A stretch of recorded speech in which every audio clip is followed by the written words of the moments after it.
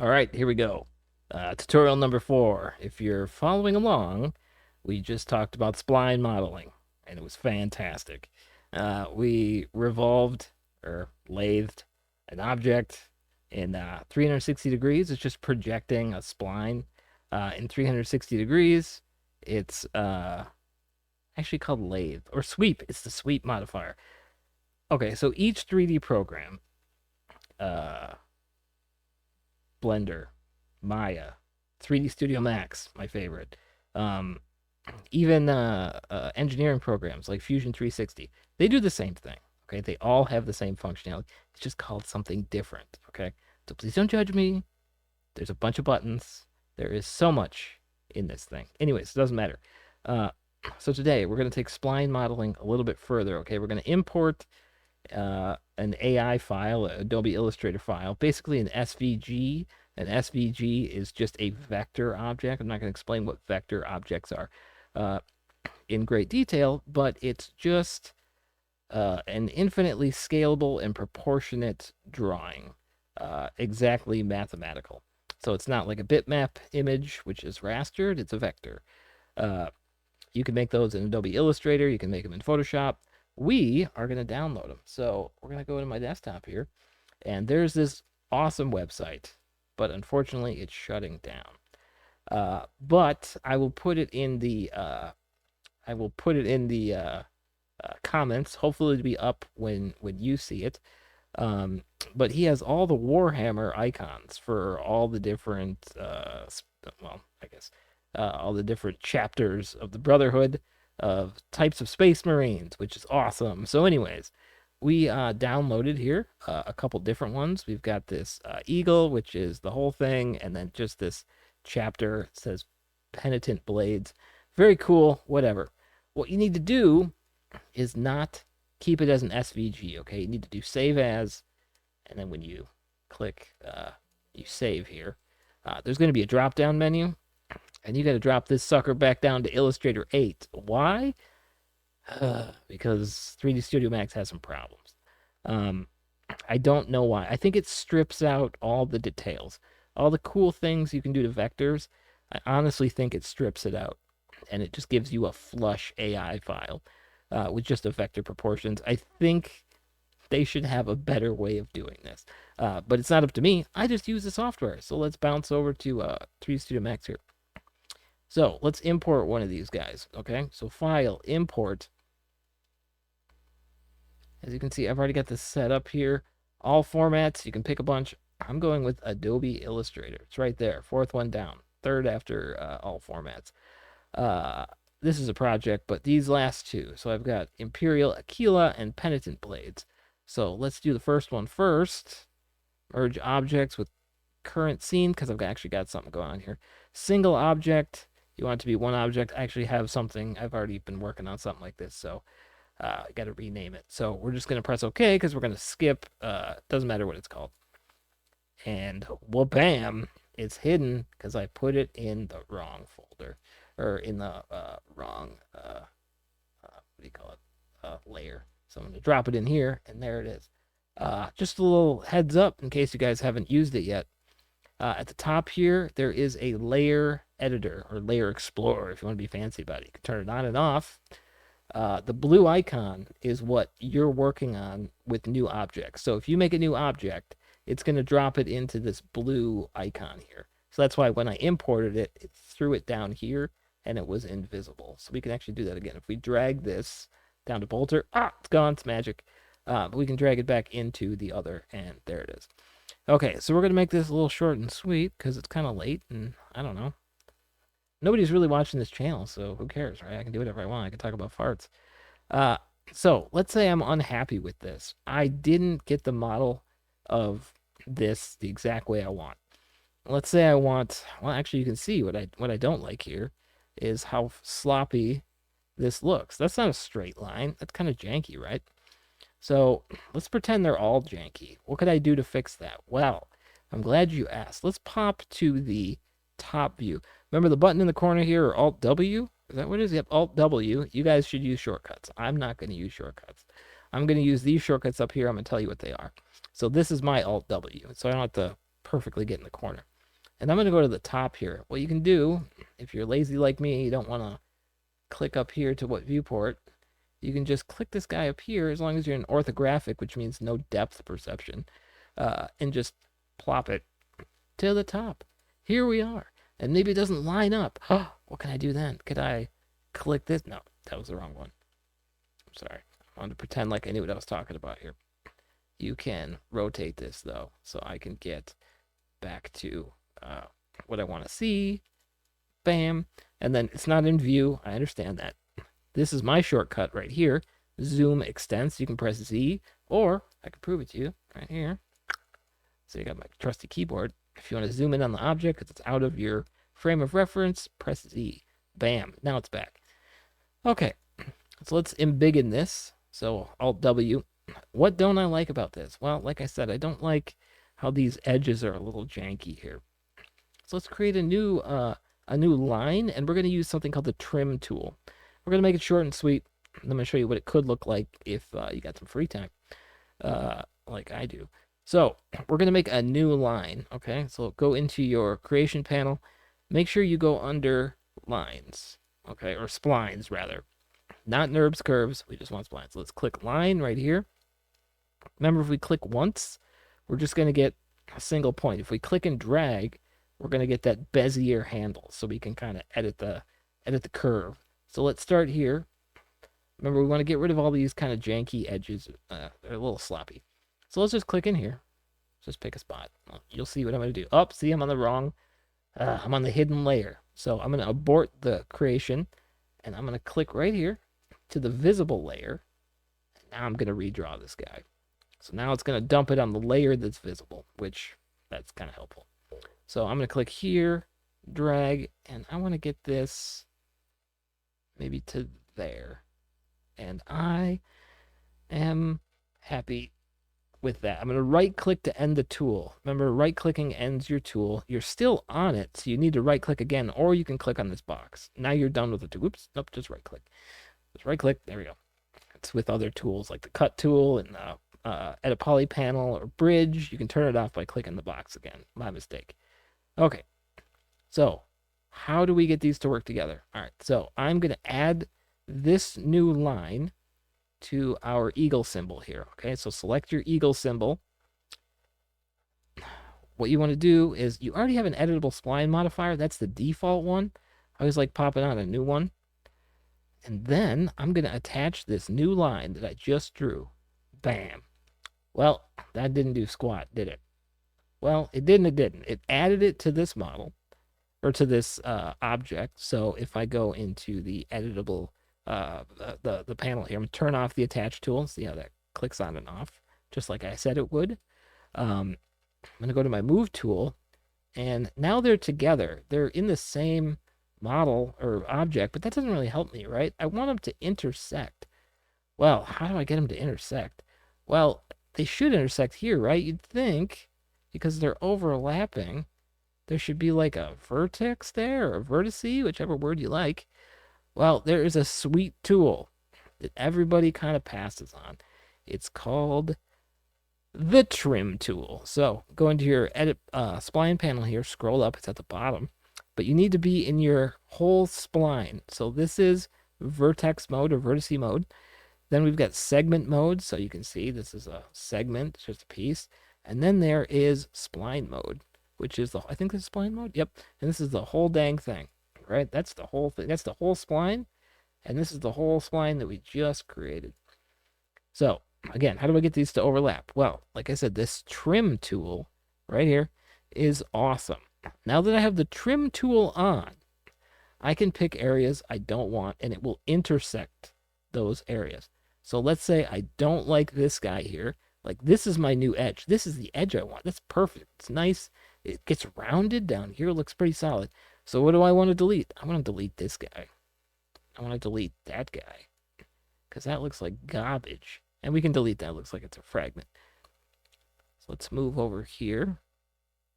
It looks pretty good. Now we need to trim off that last little piece that goes past right here. And we're good. There's a extra vertice that's hanging. You can swap to vertex mode and delete that guy. Sometimes it doesn't clean up perfectly. So let's go back to trim. Now we've got this little edge. That kind of overlaps. That doesn't look right? Yeah, that kind of sucks. So let's go to trim again, and let's get rid of this guy. Actually, let's peel off this outside, and then let's get rid of this right there. Oop. So now the problem is we have too many vertices, and they didn't intersect here. So what I'm going to do is I'm going to grab this guy, because it's technically not connected. Drag it over here. And now, let's actually get rid of this guy too. Just make sure that they're overlapping. That's what's most important about these, right? Is that they're overlapping. Now let's use the trim tool again. So go back to your spline. Press trim. And voila. The overhang is gone. And we deleted that one too. So you can go through this whole thing. You can pull off the extra bits at the end and in between. My wife is walking through. Hi, honey. Nobody's watching this. It's totally okay. So that's her walking up the ramp. Good times. Anyways, so you can go through the rest of this thing, just like I'm doing here. Go back to your trim tool and just take off this little extra bit and then take off the bit in between. Oopsie. So we didn't have that one overlapping enough, right? So we got to get back in here. I got to pull this guy and then try to, figure out where it was. This is kind of janky. It's the models that you're going to download aren't going to be the best quality. Or sorry, the spline what do you call them? Jeez, I used it earlier. Vectors you're going to download aren't going to be the best quality. Some of these are broken. Some of these are not connected. Some of the Bezier handles are a little messed up. So what I would consider before you do this, and again, I didn't prepare this lesson amazingly. I'm just teaching you what I know, and I'm going through it with you in hopes that, maybe you're going to have the same problems I did, and I can coach you through them. So these are the problems I had, right? So let's trim this off. Let's get rid of that bit there. Bam. Bam. And we've got the outcome that we're looking for. Now, before you do this, what I would suggest, if I was going to clean up this, I haven't looked at this in a while. I remade it because I'm going to show you the project I'm working on. I remade mine completely. I thought this model kind of sucked. Or sorry, this vector kind of sucked. There's a lot of broken lines. I don't know where they got it from. But what I would do is I would get rid of all these. You have no need for these vertices on the inside. You can delete them with no issue, okay? Now, the thing I don't like also is that you've got a straight line here, but then you've got a rounded line here. That looks really, again, that's jank. Like, you don't want that. So what you could do, if you're a classy person like myself, is I would create another line right here. And I would go and start there. And I'd click and drag. I'd probably clean this up a little bit. But I would do that. And then I would attach this line. Make sure you right click again so that you get off the tool. You can select the move tool. That'll get you off the tool. And I would use this for the inside line. So again, I would grab this model, or sorry, this object, go into my editable spline mode, and add this. So I can actually do it from here. There's just an attach button. You can attach it. You don't have to go into that mode. You can actually kind of amp up how many vertices are in this to make it. You can see the edges almost. The round curve in this is a little stretched. This is just as an example. So you could add more vertices to make this more round if you wanted to. There's divide. In fact, we could just do that real quick. Let's just undo this guy. Let's get rid of that guy. Let's make this line a little bit better. Like I said, if you're going to run into this and you want to make it classy. So I'm going to do that. And I'm going to do, I'm going to draw that same line. And then I'm just going to edit that line a little bit better. So right click. And then go into your editable poly. Or sorry, editable spline. Jeez. There is a interpolations. That is how smooth you want this line, right? You can up that and see how the edges are disappearing. That means this curvature is getting a lot more definition. So if we crank this down, notice how the definition goes away, right? So if you crank that up, it could look a little bit better. It's up to you how much you want to do. I'm going to kind of rearrange this a little bit. And you can mess with the handles.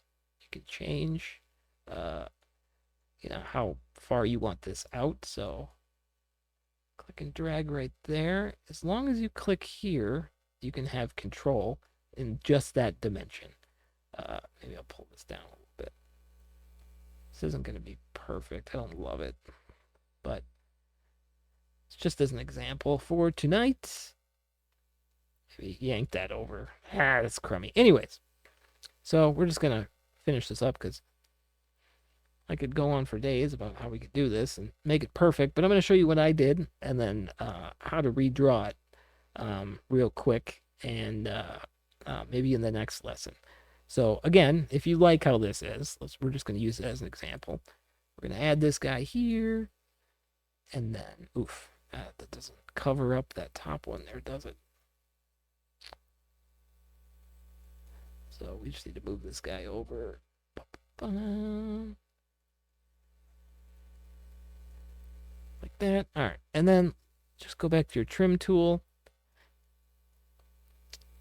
Same issue here. And then basically delete what you don't want. Okay, so I got this part that's crossing here, so I can delete that guy. I can delete that guy, and I can delete that guy. Oh! So we got to have this overlap. Notice how it's not, let's zoom in here. Notice how that must not have been connected. So now I have to clean that up and overlap it so that I can trim it. Like I said, this is why SVGs or vectors that you get online are going to be a little janky. So we'll just pull that across. And what you should do is you can convert that to a different handle. And I'm going to show you that tomorrow. We'll get into that tomorrow. So let's just finish this off with what I'm talking about. Just trim and get rid of that little bit right there. And then we can get rid of this bit. And we get rid of this bit. And we can get that bit. And so now you can see we could get a nice curvature that could go all the way around that would replace the curvature in that. And we could adjust this as much as we wanted. I just wanted to introduce this tool real quick, though. Let me show you what you can get away with if you have some free time and you're not just making this up as you go. I'm just doing that because, I don't know. Like I said, I want to show you what I'm doing without pre-planning too much, because I think when I run into issues, it's going to be better for you, because if everything is perfect when I do it the first time, I'm going to miss out on so much. By screwing up in this program, you learn so much crap. I've been screwing up for 20 years now. I started on this program like 20 years ago. I am an old man. It is sad. So anyway, moving on. Let's pull up the one that I made the other day. That's not the one. That's the same one. That one's terrible. That's not the one. There we go. So I redrew this, and I kind of went with what I liked and did away with what I didn't like. And we can zoom in here and check out. Oh, geez. Can zoom in here, and you can see when I get rid of the extrude. Oh, why does this have an extrude on? I think I have the wrong thing selected. Yeah, I have the wrong thing selected. I was gonna say this one has the extrude on it. There we go. And you can see this is from just straight lines. I just drew these lines. I didn't do it in Illustrator. You don't need to do it in Illustrator. You don't even need Illustrator. It's just handy. So I just want to show you the difference between mine and theirs. I did what I was talking about. I made a nice curve. And then I made a nice curve on the outside too. And then I redid the heads, the legs. I mean, I just redrew the whole thing.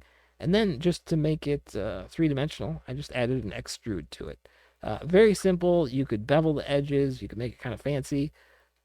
Or you could do what I'm doing for the project here. If you'd like to see my project, It's just something I'm working on. I'm hoping to print this in a little while. I don't know. It's going a little slow, but this is half, mostly half. You can't see all the cool stuff on the other side, but this is what I'm working on. I'm working on a bolter, so of course I needed to have my logo over here. Let's actually change the color on that logo. In case you don't like the default color, we haven't gone into materials. That's a little bit later. Just click this little item or this little color swatch up in the corner. And then you can make it a fancy light blue. And then you can see that it's the same object. And you can see there's a nice little extrude on it. Yeah, I think that's it for now. We will talk about real complicated aspects of editable spline tomorrow or the day after. It just depends on what I'm looking to do. Tomorrow's a Saturday, so I've got all the time in the world. If by chance you're watching this, which nobody is. My last video got no views, but of course I'm also not advertising it because I'm kind of hoping to have a handful of tutorials before I just advertise. Like, I'm sure a lot of people quit and they're like, yeah, I'm going to do a bunch of cool stuff on YouTube, but then they don't. So I don't want to set up for failure. I don't want to set up for something I might not finish. I want to have a nice chunk of content before I start advertising. So I don't know why I'm talking to the little camera. I suppose I could talk to the big camera. So if by chance you watch this, you can drop a comment if you have any questions of how spline modeling works. I can answer just about everything.